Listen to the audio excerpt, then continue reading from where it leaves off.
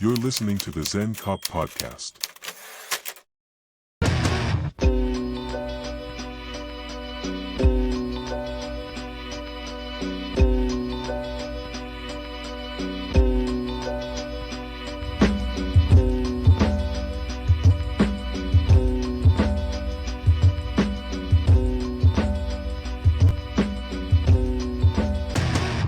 Guys, welcome back. Mac Rollins, Zen Cop here. This is the Zen Cop Podcast, Season 2, Episode 10. Man, it is flying by. I'm super excited because I have a very special guest here today, Chris from the company Visiblue. First and foremost, I am not endorsed or a paid affiliate or sponsored in any way, shape, or form of this company. I have been a customer for a little while, now about a year, and I cannot say enough good things about what they do, what they produce in terms of products, the simplicity of it, and ultimately how their movement is essentially going to help save lives, or at least keep us safer when we're on the road in any capacity, whether it be uniform or plain clothes. So, Chris, thank you so much for being here. And for the audience who does not know or they're unfamiliar, can you give a quick intro to you and also Visiblue and what you guys are about and the product you guys produce and provide to law enforcement? Again, man, thanks for being here. Oh, thank you for having me on. Visiblue started. It's a partnership between me and my partner on my old team, Justin. We started in 2019. We are both Justin actually just left law enforcement to focus on Visiblue kind of full time. Awesome.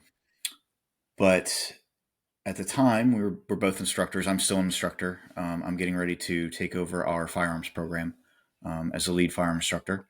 But at the time, I was a newer instructor, and we work somewhere where we get to do a lot of force on force training, fortunately. And when you're the new instructor, you get to be the role player that gets shot a lot. And we were noticing that, when we were putting like plainclothes officers into scenarios, like they were getting shot. Even though like they'd have a badge around their neck or whatever, they'd have some kind of identification on them. They were still getting shot, and we were the ones getting shot. And we were like, this sucks. So we started looking into it, and then we had a really high profile blue on blue in our area. Ja'Kai Colson of PG County, Maryland. They had an active shooter at one of their stations. Ja'Kai was, I believe he was there. I don't think he was actually working at the time, but he just happened to be at the station, and he jumped out to go help. And he was unfortunately shot by another PG County officer who was in uniform. So Ja'Kai was out of uniform. He was on one of their plainclothes units. He was a plainclothes detective, and one of the uniformed officers who responded mistook him for the active shooter and shot him. And the even more tragic part of that is that uniformed officer actually knew Ja'Kai, but didn't recognize him in the moment. And so that in conjunction with like our kind of personal experience and training, we were like, there's got to be a better way to try and reduce the chances of blue on blue. There's the like we were issued like an armband, but it's only like, I don't know, 6 inches long, and like so you put it in your arm. But the problem with that is like if you're bladed, like you're probably not going to see it, and even if your hands are punched out, holding a gun, probably not going to see it. Like it's just not very visible. So we were like, let's try and come up with something that works. Yeah. And for those who don't know, blue on blue essentially is good guy, good guy. It's the term you'll hear in law enforcement and policing, where essentially it's friendly fire is a term you'll hear too. But that's got to be like the most unfortunate. I can think of worse circumstances, but for that one in particular, and for the cop who ultimately shot, Yeah. I mean, man, that's got to be like the worst possible feeling. There's no winning. There's no win in any of that. Like everyone just, it's tragic. It's I couldn't even imagine how bad you would feel or how hard it must be to like go on knowing that. Mm-hmm. And the sim stuff you were talking about, I feel like we do a lot of training when it comes to sims, and I'm not knocking the instructors or anyone else who does it, but we do have that mentality. It sort of becomes like, oh, ha ha, I got shot. And it shouldn't be a ha ha. It should be a oh fuck Right. moment where, depending on where you got shot, that's a pretty big deal. And Mhm. and for the instructors out there who are good, who do make it a point to go, no, like stop laughing. This is not a time to joke. This is a Mhm. serious issue. And one of us will be going to tell this person's family that they were in the hospital or they were dead. And personally, I used to kind of think like when I was going out on patrol, you kind of feel like a target, but you're also very visible and people know who you are. So it's kind of a 50-50. Like, okay, I'm a Mhm. cop. They know I'm a cop. Until I got into plain clothes, and then also as your agency grows and depending on how large or small, if you work for a small agency, most people are going to know who you are Mhm. at face value, literally.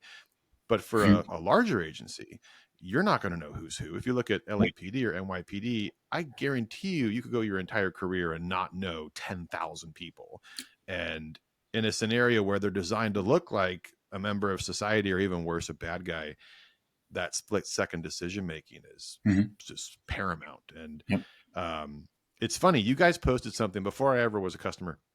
It was a quick little, it was a series of pictures and it was a cop who was, I think he was doing like a traffic stop or something, Yeah. but it was a plainclothes uniform and he had everything he needed on this side and the front half was covered.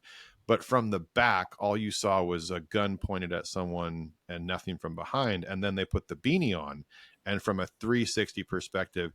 And it's funny because people are like, well, it's just a beanie. Well, after that, I was like, not really. Like that just stopped a Yeah. potential shooting. So again, super simplistic, but I think the more powerful thing behind it is that I'm convinced that at some point you guys have saved someone's life down the road. I mean, I hope so. I hope Yeah, even if it hasn't been like a saved a life, if even if it's a mitigated, some kind of issue that could have happened. sure. Go back to your simple. I mean, I think that's part of the genius of it. Is yeah, you know what? It's just a beanie, and that's the point. Like, it's not we we didn't want it to, like, something I talk about a lot is, like, I didn't want it to be something that required tons of training, that needed some kind of special way to carry it to, I just didn't want it to be this, like, cumbersome extra thing that we were asking people to carry. Yeah. um and the idea of, like, being a beanie is, you get it on while you're holding your gun. Like, there's a lot of things that, like, you can't put on while you're holding your gun, or you're gonna flag yourself, Mm-hmm. or potentially, ND, where it's real easy to hold your firearm and get a hat on. Um, so simplicity was kind of the goal from the beginning. Um, it just, I didn't want it to, because, like, going back to, like, the training thing, like, there's a lot of departments, like we were talking about before we started recording. Like, there's a lot of departments that, if you want to get really proficient at something, you're going to be footing the bill for it. You're going to be using your own Oh, for time and sure. your own money. So, the goal was that, we wanted this to be like a ubiquitous thing. Like, we want this to eventually be the standard in law enforcement. And if it's going to be the Yeah. standard across the board for every department, right, it's a lofty goal, but it's the goal. If we want this to be the standard for every department, it has to be economical, right? It's priced decently, it's priced right, and it has to be easy to implement. And it shouldn't have to require a lot of training. It's more like, it's less about, like, for the beanie, it's less about training and more about just familiarization. Hey guys, this is what we're carrying now. This is what you should be looking for. Yeah. And going back to the just a beanie thing, you guys do a lot of other things just outside of it. And uh, just the small, chunks of info you guys put out. It's powerful and it's helpful because, as an instructor too, it's something that we can sort of just pitch and sell. And it's not even just the beanie, that mindset overall can be something that needs to be adopted, Mhm. I think, more importantly for the newer cops and guys who are just starting, to where, it doesn't happen till it happens. And until it actually Mhm. happens, whether it's large or small, you're not going to understand the totality of that scenario. And Right. I feel like it's one of those things that we usually have a reaction after the fact, and that's law enforcement in a nutshell. I can talk Hmm. about our agency, who, after a deputy was shot and killed, we took a whole new stance on shields, and we had after that incident, there were shields in every patrol car. It created a reactionary, or I guess it was a reaction that needed to happen based on an incident. We don't like that that's the way it is, but realistically, money and all the other things that we have to consider, it does play a role. And it's not to say that the agency doesn't care, but we just can't keep buying things for a what if. Unfortunately, we have to have an incident. Going back to, SWAT teams didn't exist until the 50s because of the Texas Tower. Okay, now we have SWAT teams. Awesome. Yep. Things that we learn and move forward on. But you guys do a really good job of introducing new ideas, new concepts that are, like you said, it's not rocket science. It's actually pretty simple. Yep. And the simplicity of the force on force stuff, it's unfortunate that you guys had an incident close by that had to make that reaction, but look where you guys are now. And we can't stat the lives that were saved because of, but we can certainly stat the people who were hurt as a result of. Right. Yeah. And, I try and do a good job of respectfully highlighting cases of blue on blue. Like a lot of times I'll use like the Officer Down Memorial page post on there, you know what I mean? And just let that speak for itself. Because just like you said, I know that a lot of law enforcement is, especially at like the administrative level, when you start talking about like buying things for the department and everything like that, it's reactionary. It's like, oh, okay, it's been demonstrated why we actually need this. It's not a hypothetical, it's a reality. For sure. That's and no one really wants to talk about it's the incident in itself is kind of like taboo. It's a weird thing to talk about. It's a lot like suicide, where no one wants to talk about it. Yep. I didn't even know until recently, Pat Tillman, the former football. So I didn't know that was a friendly fight. I had no idea. Oh yeah. And that was one of the more like recent things for me where I was like, wow, that's crazy. I had no clue. But it just goes to show, and nothing against the victims and the victim family, but it is something that's unfortunate. But you guys post a lot about it, and I didn't realize how many had actually happened until you start looking at the data and you go, wow, this is pretty frequent, to include thank God they didn't die, but a lot of people getting shot overall. And that's I tend not to pretty consistent. And those are harder to find. Those instances are harder to find where an officer may have been injured, because it's not something that gets publicity really a lot. And I think it goes to a lot of people. It's embarrassing, right? Like, sure. I mean, absolutely. If you're a department and you have a blue on blue, and you would say, thankfully the person was injured but didn't die. Like, that's not like something you just like put out there. That's not something you're gonna have like a press release for. You're probably going to try and not make that a big deal, for obvious reasons. I'm not faulting anyone for not making a big. I'm not faulting anyone for not making a big deal out of it. It just makes it harder to find statistics for officers injured in blue on blue versus officers who are actually killed. Plus, like,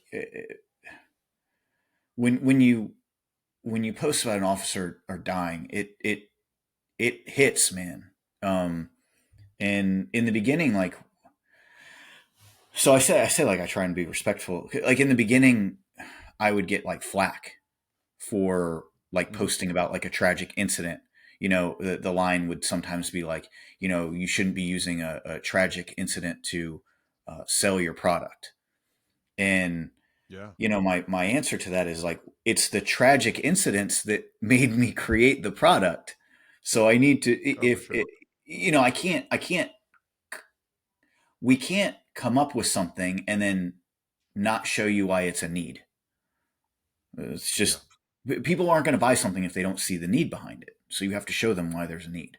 And it sucks. Like it's not like I feel good. Like, I don't like posting about dead cops. Like, that sucks. But if it helps drive the message, if it helps, if it helps save a cop down the road, then it's worth it. I remember, I know you've had Adam Hideri on your I podcast, did. Yeah. Yeah. and Yeah. um, for people who don't know, he runs police posts, amongst Hmm. some other things, and he posted like he'll get flack for like posting like incidents or whatever, and I remember someone made a meme about it, like training companies rushing to post about dead cops or something like that.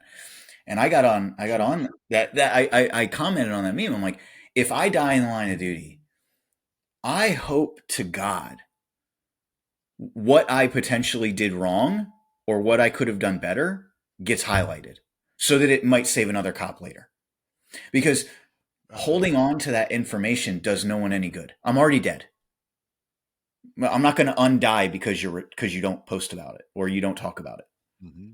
So, I just I feel a little strongly about it because like I feel like sometimes in this profession we hide our heads from problems For sure. and instead of just like looking it in the face and being like we have to address this.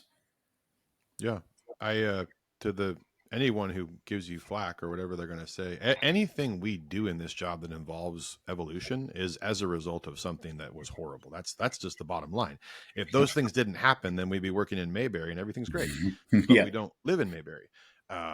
We live in very horrible places sometimes. So any cop who dies, and this is like a statement that I've said over the years, and it does rub people the wrong way until they get the explanation that most of us in law enforcement who have gotten hurt or who have been killed, it's at the result of something that went wrong, whether it was on us or other factors, right? If a meteor came out of the sky and smashes into a patrol car, we can't control that. If ultimately there was a mistake that was made along the way, to include minor ones that didn't result in a fatality, it's because we screwed up. Something happened where we made a mistake, and that's okay to acknowledge. If at least we can say, this is what happened, this is how we're going to prevent it. We talk constantly in training about scenarios where cops were killed, and because of those incidents we have learned something. And it's not a dig or showing disrespect to those who have died. It's, if anything, trying to make that legacy a reality, that this Hmm. person died as a result of in my agency, we talk constantly about getting too close to things. And what we talk about constantly is, because a lot of us saw it on TV, was in Texas, where I believe it was the 5 who were killed in one night, Yeah. the gentleman who was sucked up real tight to that Hmm. pillar. And it's a perfect example of what will get you killed. And it sucks that he died, but that is something that Hmm. we hammer almost every single quarter. We do quarterly Right. quals, and it's just one of those things. And I, now looking back on it, I'll see it in real life or in training, where you watch that sort of mental memory come back, that muscle memory. And Yeah. so, yeah, I mean, people can talk all they want, but I guarantee you the people who are naysayers, they either haven't been through something that serious, or there's just maybe, I don't know, some growing that they have to do to Hmm. understand the totality of what this job brings. And if they don't like it, too bad. But I promise them someday you're going to see it in real life and you might have a different opinion. But Yeah. For that's sure. just me. For sure. Well said. Instruction wise, though, so I'm also we call it range master, we're a firearms instructor, Okay. same thing. Yeah. But um, on that level, do you see a lot of what you guys are pushing out, something that can be pushed locally as well as internally for you guys? And do you kind of see that? So you're on the East Coast. I should have started with that. I'm West Yeah. Coast, you're East Coast.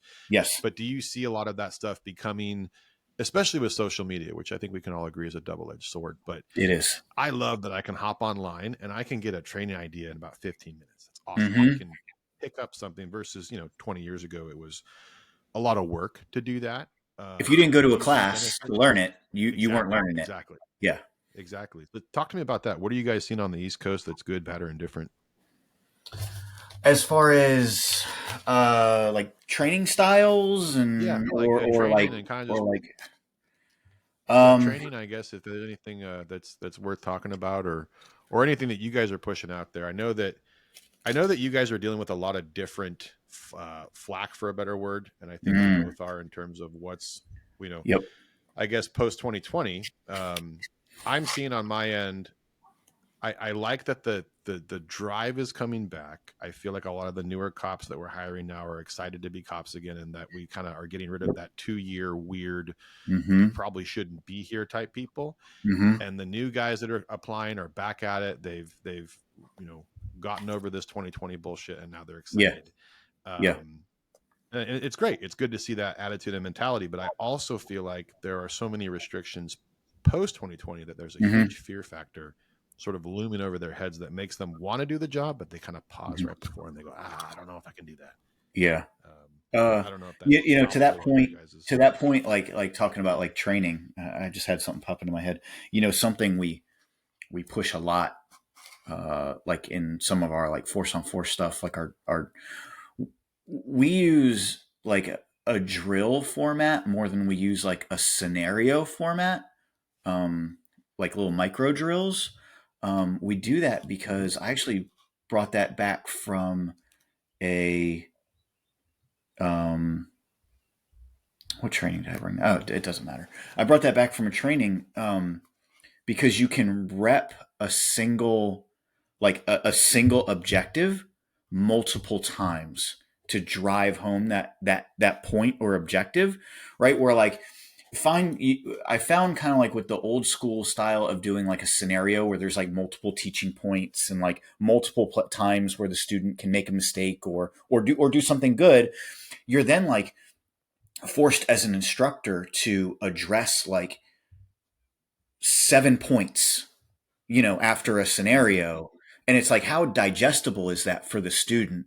Um, so you've got that. And then what that also does is that creates time constraints. So that way, if the officer does, because we want people to mess up in training, right? You give them the hard scenarios in training. Yeah. You want them to mess up so that they learn, right? That's where we learn. That's where we mess up. So when they mess up, because it's not a matter of if you train enough, you're going to mess up in training. Like it's just going to happen.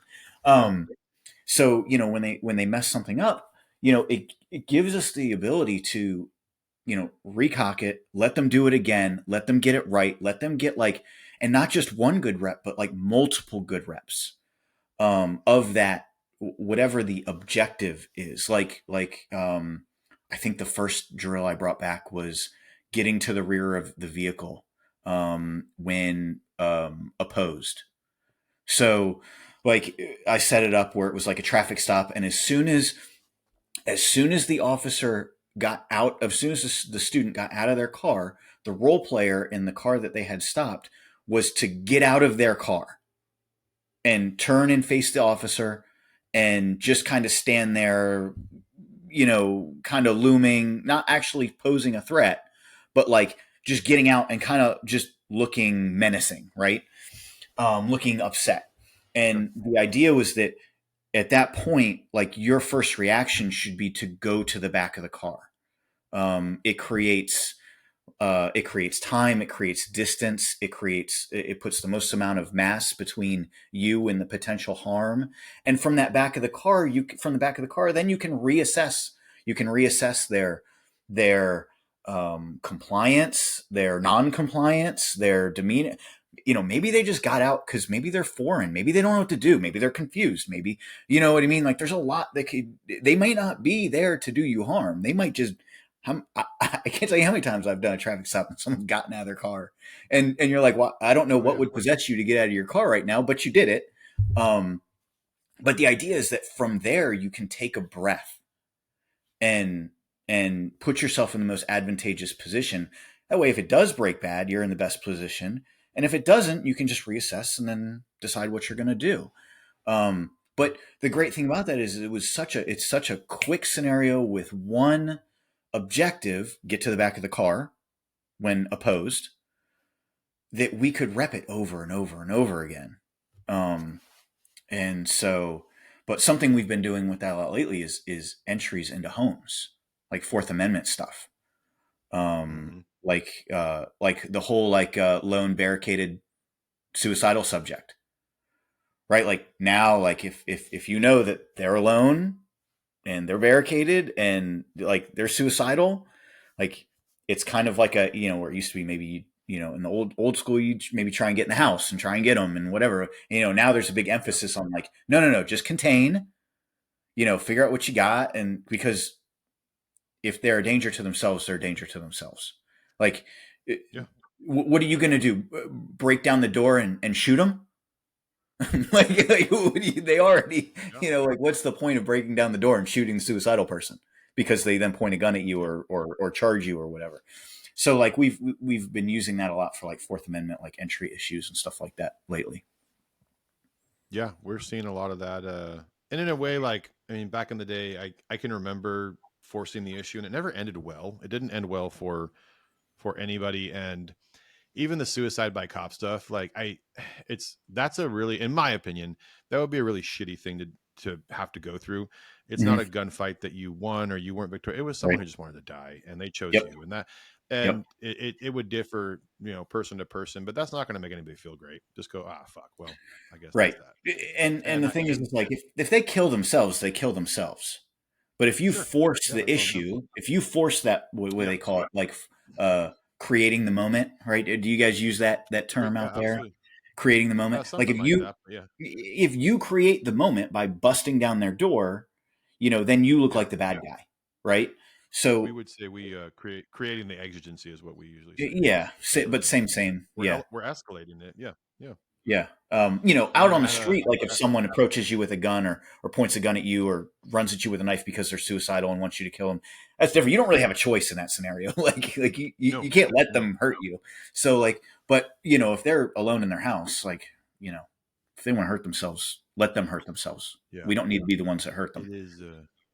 it is awkward, and that's happening with the suicide stuff going up. I feel like, and I agree with, if we can't do anything, essentially we walk away. It sucks for family because they go, what are you Mhm. going to do? Well, we can't really do anything. There's no criminal element that would, allow us to do that. And we're not going to force a suicide or suicide by cop. And, um, there's a lot of hands off stuff that's been happening Mhm. on my side of the country. And I feel like that's sort of universally becoming acceptable. But the cool thing is that after all these idiots got their way, and respectfully idiots, but I mean, I respect the people who, regardless of politics, and I always say this: politics dictate law and dictate Mhm. everything else. So there are people on both sides of the aisle who can agree that crime and criminality is horrible, and we have to do something to at least subdue it.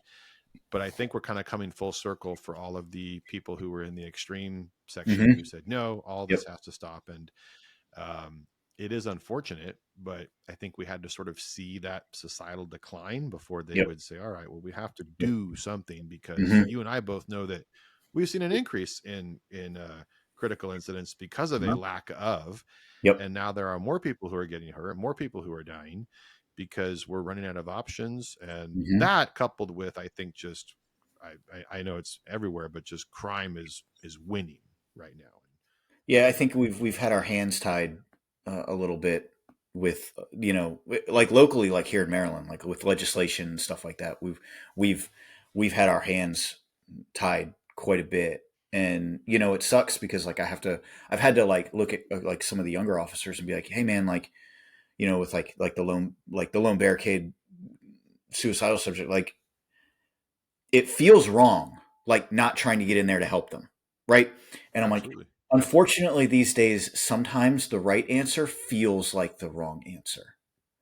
Yeah. Like sometimes, like you feel like I should be doing something here, but but legally, it wouldn't support your action.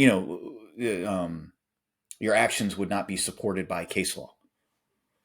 Absolutely. And that sucks to have to say to younger, to say to other officers, like sometimes the right answer feels like the wrong answer, because Yeah. we all got into this job to, I mean, not all, maybe, I don't know, but as cliche as it sounds, like no one becomes people become a cop because deep down they want to help in some way, right? Sure. You may not be there's all different kinds of personalities of cops that help in different ways. We all want to try and help in our own way. And if you feel like you're being told you're not allowed to help, like that sucks. Yeah, especially when you mentioned being new, and I could think of a scenario where I was fairly young, and at the time it was the opposite of what most of us were doing. But the sergeant said, "No, we're not going to instigate a shooting right now." Absolutely. Hmm. And the alternative was, so we just walk away. And the Yep. mom who was there was furious because she said, where am I supposed to go? And we kind Yep. of told her, like, I don't know. Do you have somewhere you can stay? And she's like, no. And she ultimately tried to get back in the house. Her son blew his head off and it sucked. Mm-hmm. But at the time, my sergeant was right, because had Mm-hmm. we shot him, the onus would be on us. That same lady who was begging us to help would absolutely sue. So it's kind of the lesser of two evils, but Yep. you get to go home and know that you tried. But it does leave that weird taste in your mouth where you're like, yeah, but what if he didn't? What if we were able to talk to him? And Mm-hmm. you and I both know that after you do this job long enough, you can definitely talk people out of killing themselves, because they're the ones who are going to actually listen. Yep. I always say the talkers talk Mm-hmm. and the doers do. And Yep. very seldom, you're going to find someone dead, shot in the head, before you're going to find someone who wants to talk about it. That's just the Mm-hmm. difference between people who have decided to and those who are still kind of, well, I'll listen to reason, which is awesome. But man, I didn't know much about the East Coast. I've only been once, but Baltimore is wild right now. There's all kinds of stuff happening on your guys' Baltimore's the side. worst, bro. Baltimore's the worst. I pretty much have lived. I've lived 34 of my 39 years of life in Maryland. I actually lived in California for 5 years. Oh wow. And I started my career with Riverside County in Southern Okay, cool. California. So, um, but yeah, I've pretty much lifelong Marylander, and man, Baltimore is. I go there for Orioles games. That's it. Yeah, it's there's a lot of cities that I just feel like right now, and it goes to show that it's all very political, the DA and everything else. You guys Mm-hmm. have quite a few over there that are just, and we have the same thing with Oakland and a few others in San Francisco. But it just goes to show that I hate it when people are like, oh, we don't want to make it political, but everything we do, so much of it is Mm-hmm. literally based on politics, assembly bills, Senate bills, all of these things that, I don't know how much you know about Prop 47. That was a thing that happened a while ago for us in California, where essentially it changed felonies to misdemeanors, misdemeanors Yes. to infractions, and Yes. it was the worst possible option. That Yeah. even to the person who read the verbiage, they went, "This sounds pretty cool," but now that we're what 7, 8, 9, I'm horrible at math, but we're into it enough to where we can say this is not working, and Right. we I think. are losing. Yeah. It's funny. Justin always used to say something a lot like, sometimes the threat of jail or punishment, being put in jail for a long period of time, or prison, sometimes that's the only thing stopping people from doing things. For sure. Like there are people out there who the only reason they will not do a specific crime is because they're worried about the consequence. Absolutely. And there has to be consequence. There just has to be. If there's no consequence, we're reaping here in Maryland now too, like with juveniles, especially. Oh They God. completely Yeah. revamped juvenile laws here in Maryland. And boy, if those kids don't know it, they know they're like Yeah. untouchable now. And they act Yeah. like it. They act like they're untouchable. So It's huge amounts of entitlement, and it's kind of weird. Are you a dad, a parent? I am. Yeah, I got 8-year-old Okay. girl. Yeah. So you know that if your daughter keeps doing something and you say, hey, stop. And eventually, if you keep saying stop, she's going to go, what are you going to do, Dad? You're not going to do shit. And it's the same mentality for adults, to where they know now, especially in California, like even the theft amount, these people will go in knowing that they can go under $900 and nothing will happen. So they'll Mhm. like categorically, they will go in and steal just enough, knowing that they're Yeah. not going to get any punishment. Yeah. On top of that, just a variety of other things. But there's, like you said, there's no fear of repercussion. So if that's the case, then fuck it, we're just going to go wild and we're going to do whatever we want. Mhm. And to get that back, especially in, like, I look at it as the same thing with parenting.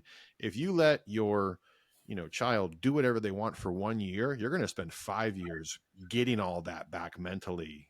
Especially, I'm talking like totally unhinged, no parental, Yeah. no nothing, just they're a feral child, they do whatever the hell they want.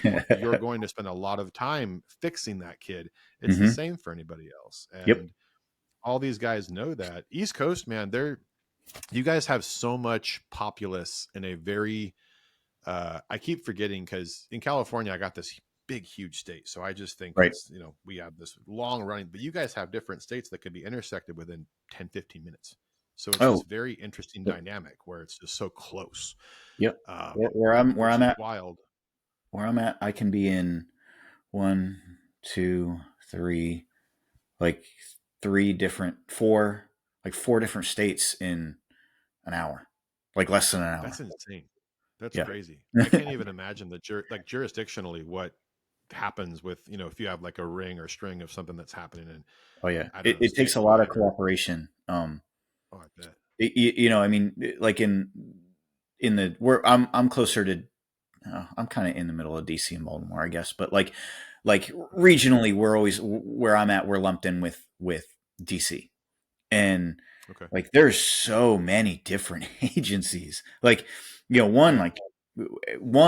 jurisdictions are tighter, like smaller, like counties are smaller here. Cities are, usually not as like you know LA and LA counties. I mean, expansive. Like LA is huge. Like Yeah. the city of Yeah. LA, like the cities out there are just giant. Um, Right. and expand so much further than just like the downtown area, like the business district. Like Oh yeah. the cities are just big, and here it's just not there. So you like, I mean, we're tripping over other agencies like all the time. Like, Yeah. we're operating in their jurisdiction, they're operating in ours. Like, and then just you have just like, and then you got all the feds in Yeah. DC. Like, I mean, it's crazy. It's crazy. Um, And that's a weird so dynamic to think about for what you guys do with your product. I could see that being, I mean, for me, I kind of think like we're spoiled out here. We have PDs and we have SOs. There's sheriff's right. offices and the police departments. That's really it. And everyone knows who's who. On the East Coast, I feel like there's the Parish County Sheriff Police Department who works in North Carolina under the guise of North Carolina Sheriff's Police Hmm. County Marshal Division. There are so many weird Yeah. different agencies and none of it Yeah. makes sense to us because we'll ask them like, oh, you work for the sheriff's department? Well, yeah, technically, but I work in Parish County for the police department for the county. Hmm. You're like, wait, Yeah. what? And it's Yep. so wild because there's probably so many different people, so many different uniforms, Yep. everyone running around. And then you have the plainclothes capacity of, you have that like Spider-Man meme where everyone's kind of pointing at each other and they all look the Yeah. same, Yeah. especially if they're Yep. plainclothes. Like, no, this is our jurisdiction. Like that Yeah. has to happen pretty Yep. frequently. All the time. I mean, to your point, like where I am, there's municipalities. There's multiple inside the county I'm in. There's multiple municipalities. Then you have the county police, and then you have the county sheriff's office. So That's so weird. here, like they split the county police and the county sheriff's office. They're two different departments. Like when I first moved back here, after being the police out there, I was like, "What do you mean?" Like when they asked me, "Like, are you working? Who are you applying for, or applying with?" And I was like, "Are they going to do the county?" And it's like, "No, I don't want to work for the sheriff's office here." And they're like, "No, no, no, not the sheriff's office, the county police." I'm like, "What are you talking about? What are you talking about? County police?" Yeah. Like, um, so like Sounds even made up. even here, like so you've got two now. They have like the sheriff's office here has they're sworn officers, but their roles like so they would like they feel like so like out there like out west like for a lot of people like who don't know it's all like you have what's it called the sheriff's office that are that what's the phrase uh where you take care of everything courts road Oh, the okay. road You're doing like hospitals, you're doing everything. Yeah. yeah like out there like the sheriff's office takes care of everything like they do everything Sure. and out here like the sheriff's office is just um taking care of the courts hospital details like they don't do any like policing that's left to the Yeah, county that's like San police. Francisco. Yeah, San Francisco has a sheriff's department, but they only do courts and hospitals. That's it. Yeah. And then it's Yeah. the PD. That's Mm. that's a very rare thing. Yeah. And I always like bringing this up so the people that don't know, like for in California, there's your police department is for your PD, your incorporated city. So that part of Right. the city. So LA proper, you have LA PD, and then outside of that, anything not incorporated will be county. A lot of people don't understand how that works, but Yeah. it sounds like it's even more confusing on some parts of the East Coast where it's Yeah. different people doing different things, and Hmm. man, that's got to be kind of weird to deal with. But And then you've got it's like regional departments out here too. Like, you guys don't have like what is regional. what is that? So like Regional. it'll be like if a area is kind of like remote, like multiple cities or counties will come together and create one like agency. Um, Okay. so I mean, you've got that, and then like it's even more different in like New England, like Massachusetts, Vermont, New Hampshire. Like they even have different. It's like townships. Then you get into like townships and Yeah, like townships. Yeah, yeah. it's just where it's like you work for the county or the city. Oh no, I work for a township. Oh, okay, like That it sounds just like Canadian or something. It's just yeah. like, I think in New Jersey, right? Don't they have a lot of like townships in New Jersey? yeah. And they're I like, think there's a lot of weird. That's got to be so weird too with all the different unions and everything else too. But yeah, I can't even imagine what that would be like. But it's one of those things where I feel like with everything we got going on, it's one less thing when we think about the chaos and what we can do to mhm, control it. And um, you mentioned Adam from Police Post, and kind of going back to the training takeaways and stuff like that. I really feel like um, it would be hard. I would be hard pressed to find someone who isn't able to intentionally expose themselves to something online, whether simple or even what we talked about a few minutes ago. I actually wrote it down: micro training and micro drills. I'm going to go back to work next week and bring it up to one of the training guys. Hey, what well, this sounds pretty cool. Can we just find a time slot that doesn't take the whole day, but yeah, maybe an hmm, hour, and we yep, just drill it and we incorporate it into maybe AOT or a range day. Um, yep. I'm lucky where I work because we shoot quarterly, so we do 4 calls a That's year that's with nice. training cycles. So it's really cool. That's nice. But other things like DTAC, that comes. Yeah, It feels like it comes every other decade. It feels like, and yeah. that's one of those things where Adam talks a lot about it. And I've talked to quite a few guys and about just not necessarily even DTAC, but just the physical engagement of someone. Hmm. That is one of the first things that just sort of proverbial handshake that we get. Yeah. That's got to be probably one of the harder things. And I know you guys are big into it, but just Hmm. that initial point of contact and instilling confidence into the new guys, because it's one of those things where if you've never been in a fight, let alone a fight for your life, it's going to be a real swift kick to the nuts the first time you do it, and Yep. very humbling for most people. Hmm. um, do you guys see, or are I know you guys talk a little bit about it, but is the DTAC portion, I guess not necessarily for your agency, but on the Hmm. East Coast, do you guys see that becoming more of a targeted training point post George Floyd, or because you guys were closer than we were geographically to, I guess, what you would Yeah. call ground zero for that? Is that a speaking point, or having the So, carotid removed and stuff like that coming up? oh yeah, yeah. Having the carotid removed, Hmm. that's I always laugh at that because Yeah. it's such a misguided attempt to quote unquote Hmm. like save lives, right? But Yeah. as far as like the defensive tactics stuff, like I don't know if I've in my area really seen an overall push to do it more, to train it more. Hmm. I can thankfully say at our department. So we're actually opening a new police station. We're actually right now in the middle of opening a new police station, and Cool. we're going to have our own mat room. That was Awesome. that was one of our admins like big wants was a mat room, so that we could start. We're going to start having mandatory. I think it's mandatory monthly and optional weekly defensive tactics, That's cool. That's which awesome. is How many which is amazing. I mean, once a month is still nowhere near what you should really be doing, but it's way sure. better than once a year. You know what I mean? Yeah. And then Yeah. to have the ability for the optional once a week, like that's amazing. So it's kind of, lowering the barrier to, you know, the best thing you can do as an instructor is create a low barrier to entry into your training. Absolutely. And Absolutely. And, I think that's hopefully what we're doing, what we're going to be doing with this. I'm really looking forward to getting that program really, really going. And having our own mat room is awesome too, because then like, let's say like you identify like a use of force that not like it's a bad use of force, like it was an inappropriate use of force out of policy or anything, but I just mean like it wasn't clean. You know what I mean? Like you could have done a better job Sure. controlling the person or whatever. You can Yeah. address it like on the spot with your, Yeah. with your own mat room. You can, let's go. Hey, Joe, let's go to the mat room real quick. And let's, Mm-hmm. let's talk about like what happened and like what some of your reactions could have been to make that Yeah. more smooth, to make it a little Yeah. better.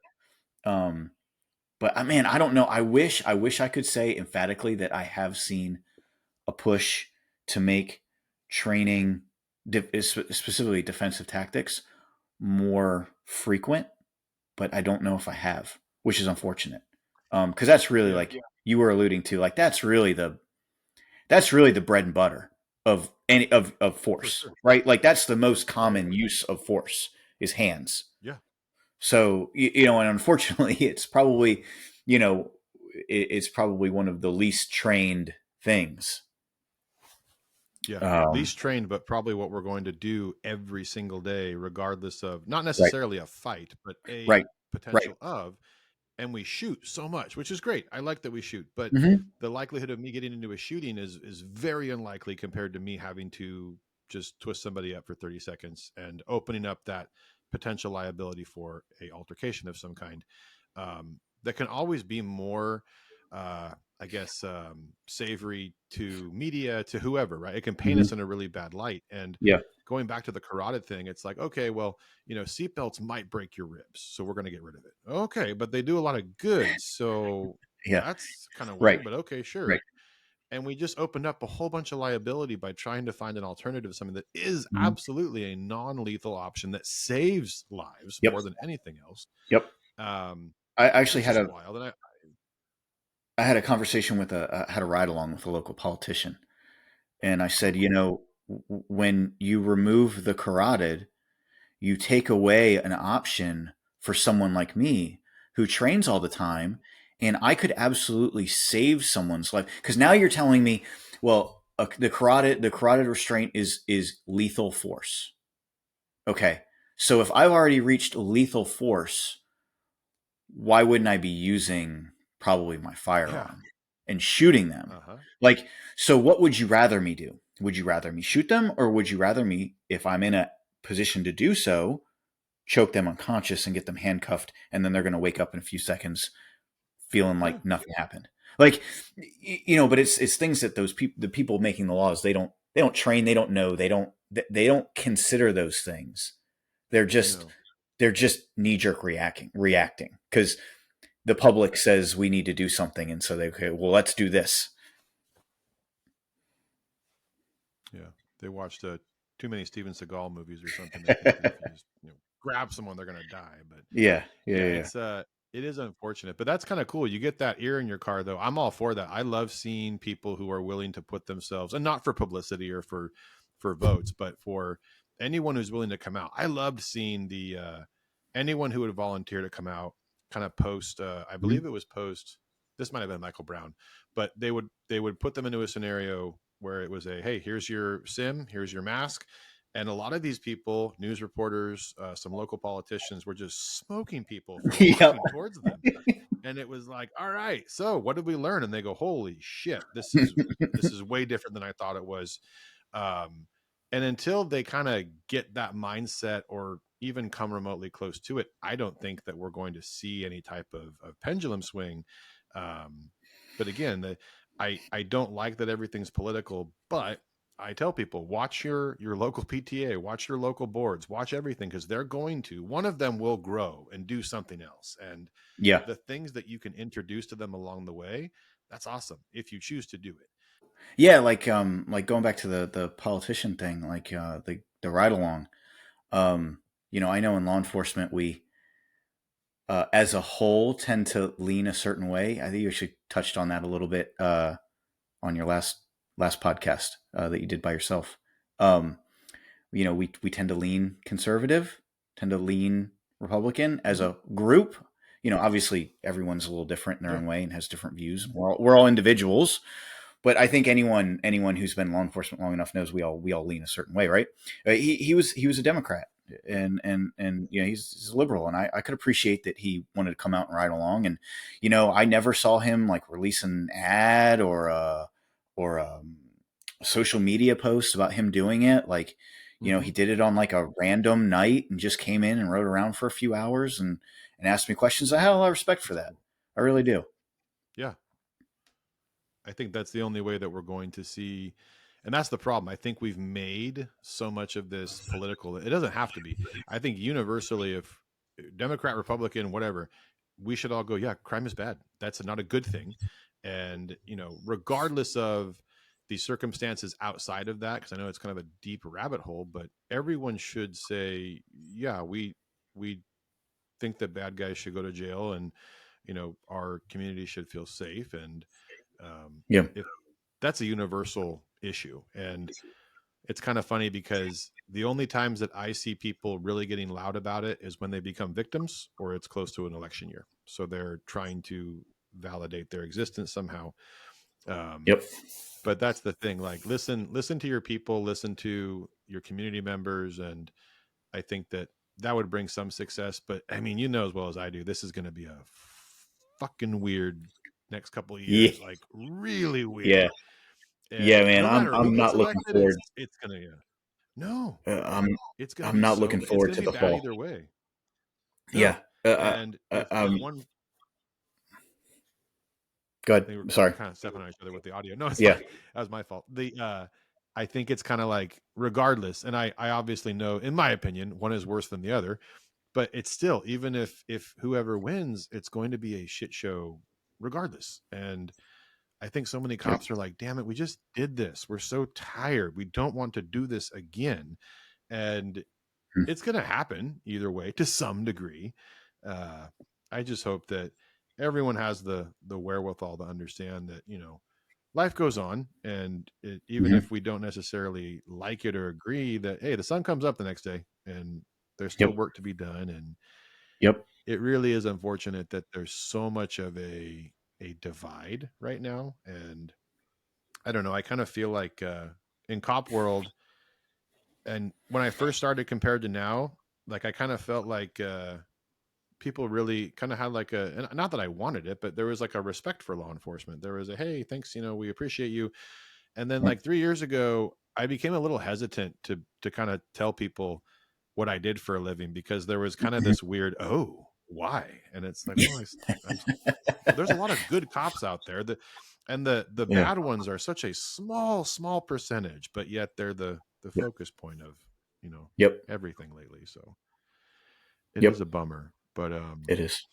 uh I think this is a good place to leave it. I do want to have you back on, so I don't Yeah. want to do too much, Oh, because okay. I really Yeah, enjoyed I'd this, and love to. I like the training points. And for the audience, I know some people like, oh yeah, it's a training episode, but I like putting that out there because I feel like there's Yeah. enough people who listen and who are going to be advocates for change within their agency, and people who genuinely are doing a lot of legwork to, and specifically, I'll use you guys as an example, that you guys are putting out content that's awesome, and you're trying to make a difference right now in a world that is just full of question marks, and a lot of younger guys and gals who are getting into this job who need guidance. And it's sad, but it's neat, because so much of their Hmm. dependency is on social media. They go to Yep. social media. If you look at the hiring, like, the most common question is, hey, how'd you hear about us? Oh, I went to your Instagram, it looked cool. All right, Hmm. well, Yep. we have a website. And they're like, what's a website? And you're like, okay. So it is cool, because if this is how they're going to learn and how they're going to absorb it and then Right. regurgitate it, because eventually we're going to go away. You and I are similar in age, so retirement is not super soon, but soon enough. And we can only give so Right. much to this new group, so that when we're old and dying someday, that Yep. hopefully things are better than we left it. But one more time for the audience, can you just quickly give a rundown of, how to get a hold of you guys, websites or anything else that they can go to. I do know, and this is a question that I get sometimes for you guys, is that you guys do require a law enforcement email, which I do like, so that you guys Yes. can authorize a purchase. And that's more of a Yeah. security thing, right? Yeah, that's a we when we started this thing, we said, if we're going to ask people to trust this product, there has to be some level of checks and balances to who gets it. It's why hopefully we'd like to transition to mostly agency sales, because selling to an agency is just, oh yeah, it's the agency. Here you go. But when we sell to individuals, we require an email from your .gov email address to credentials@visiblue.net. I know some places don't have .gov email addresses. We'll work with you. Like, that's always my big message for people. Like, we will work with you on verifying who you are.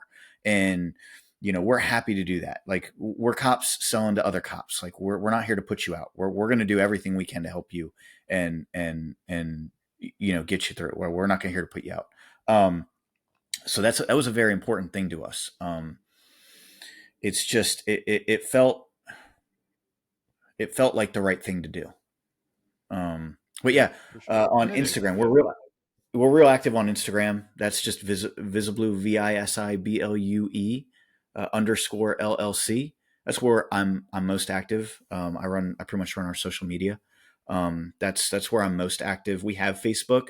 It's just Facebook doesn't lend itself very well to communicating with people efficiently and stuff like that. A little harder.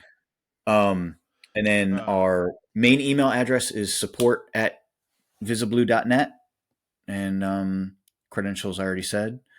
And yeah, that's pretty much how you all get a hold of us. Awesome. One thing that I would recommend to anyone who's talking or thinking about doing a either individual or agency purchase, if you're trying to buy in bulk, I would highly recommend go into their Instagram, and you guys can pick some of the verbiage. It'll help you write out your proposal, because we all know that if you're going to ask for something, you better give a good explanation. There's tons of info that you guys can pull from their Instagram posts to help sort of put that canned language out there for a agency purchase. So I'm a customer. I think it's great. It's something that you can literally put in the back of your pocket, on duty, off duty, especially if you live in a county where you work or in a plainclothes capacity. I mean, we all talk about it, but my big thing is that we do active shooter training every 2 years. And in my county in particular, we are essentially a shall issue county for CCWs and stuff like that. So you are going to have, off duty, whoever. It's just one thing that, again, I can't sit here with Chris and stat all the things that have happened, because we can stat the bad things. We can't stat the good things, but I believe that with just minor things that we can do, it can really help you either stay alive or help, someone else stay alive. Don't hesitate to reach out to me if you do want to send a proposal to your agency or whoever. Like, I'll help you every step of the way if you want it. Like, Cool. I try to be as accessible as possible for people and try to help as much as I can. Awesome. Well, Chris, thank you guys for all that you do. I'm really appreciative. I'm a big fan. And if anyone is interested, please reach out to these guys. I think what they're doing is awesome. And the message and the training behind it is stuff that we can all take away and learn from. So, Chris, thank you again. Well, thanks, Mac. Really appreciate you being here. Have you back Yep. on soon, and stay safe Yeah. over there in Maryland. And guys, we'll be back next week. Thanks for listening. And again, Chris, thank you. Everybody have a safe week. See you next time.